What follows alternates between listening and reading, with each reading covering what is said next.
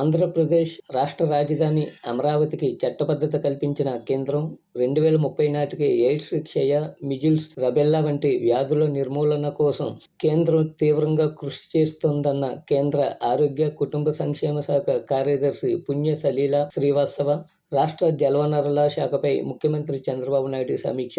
ఇలాంటి ముఖ్యమైన అంశాలతో కూడిన ఏప్రిల్ నెల అమరావతి సమాచార లేఖను ఇప్పుడు విందాం. అమరావతి రాజధానిగా చట్టబద్ధత కల్పిస్తూ పార్లమెంట్లో తిరుగులేని శాసనం చేశారని, ఇది ప్రజా సంకల్పానికి దక్కిన గౌరవం అని ముఖ్యమంత్రి చంద్రబాబు నాయుడు అన్నారు. అమరావతి బిల్లు పార్లమెంట్లో ఆమోదం పొందడంపై ముఖ్యమంత్రి చంద్రబాబు నాయుడు హర్షం వ్యక్తం చేశారు. రాజధానికి శంకుస్థాపన చేసిన ఉద్దండరాయునిపాలెం వద్ద ఏప్రిల్ 2వ తేదీన రైతులతో కలిసి సతీ సమేతంగా అమరావతికి దీపహారతి కార్యక్రమంలో ముఖ్యమంత్రి పాల్గొన్నారు. రాష్ట్రంలో సౌర విద్యుత్ ఉత్పత్తి చేసే పూర్తి సామర్థ్యాన్ని వినియోగించుకునేందుకు ఉన్న అవకాశాలను అన్నింటినీ పరిశీలించాలని ముఖ్యమంత్రి చంద్రబాబు నాయుడు అధికారులకు దిశానిర్దేశం చేశారు. ప్రత్యేకించి రాయలసీమ జిల్లాలో సౌర విద్యుత్ ప్రాజెక్టులను పెద్ద ఎత్తున ఏర్పాటు చేసి పునరుత్పాదక విద్యుత్తును తయారు చేసుకునేందుకు వీలుందని ఆయన సూచించారు.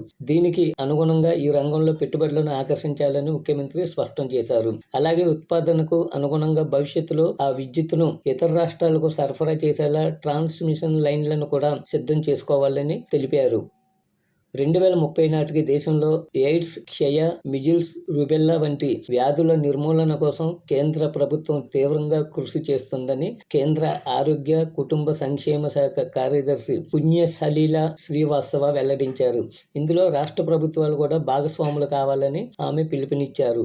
గుంటూరు జిల్లా మంగళగిరిలోని వైద్య ఆరోగ్య, కుటుంబ సంక్షేమ శాఖ ప్రధాన కార్యాలయంలో ఈ నెల 9వ తేదీన ఉన్నతాధికారులతో సమావేశమై రాష్ట్రంలో వైద్య పథకాల అమలు గురించి అడిగి తెలుసుకున్నారు. ఈ సందర్భంగా ఆమె మాట్లాడుతూ కమ్యూనికబుల్ డిసీజెస్ కంటే ఎక్కువగా నాన్ కమ్యూనికబుల్ వ్యాధులు దేశంలో ఎక్కువ అవుతున్నాయని ఆందోళన వ్యక్తం చేశారు. వీటిని నియంత్రించేందుకు నిరంతరం పర్యవేక్షణ కొనసాగుతూనే ఉండాలని పేర్కొన్నారు.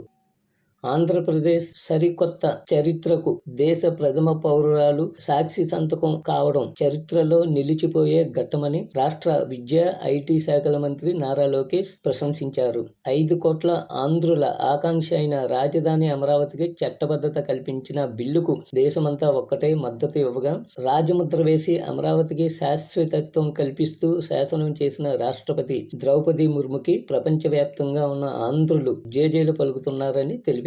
ఆంధ్రప్రదేశ్ రాష్ట్ర రాజధాని అమరావతి అని ఆంధ్రజాతి సగర్వంగా తల ఎత్తి చాటేలా చారిత్రక అమరావతి రాజధాని చట్టంపై సంతకం చేసిన రాష్ట్రపతి ద్రౌపది ముర్ముకి మంత్రి నారా లోకేష్, ఎన్డీఏ ఎంపీలు ఈ నెల 13న ఢిల్లీలోని రాష్ట్రపతి భవన్లో కలిసి ప్రత్యేక ధన్యవాదాలు తెలిపారు.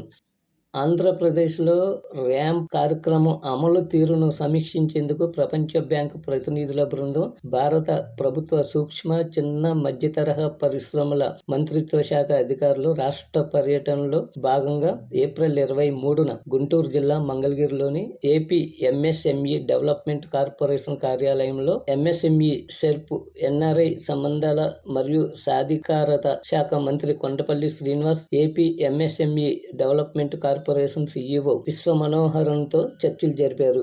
పోలవరం ప్రాజెక్టు పూర్తి కాగానే గోదావరి జలాలను కుడి, ఎడమ కాలువల ద్వారా తరలించి వాటిని ఏ అవసరాలకు ఎంత మేర వినియోగించుకోవాలనే దానిపై ఓ నిర్దిష్టమైన యాక్షన్ ప్లాన్ సిద్ధం చేయాలని ముఖ్యమంత్రి చంద్రబాబు నాయుడు అధికారులను ఆదేశించారు. కుడి, ఎడమ ప్రధాన కాలువలకు అనుసంధానంగా ఉన్న రిజర్వాయర్లు, చెరువులు నింపేలా ప్రణాళిక చేయాలని ముఖ్యమంత్రి సూచించారు.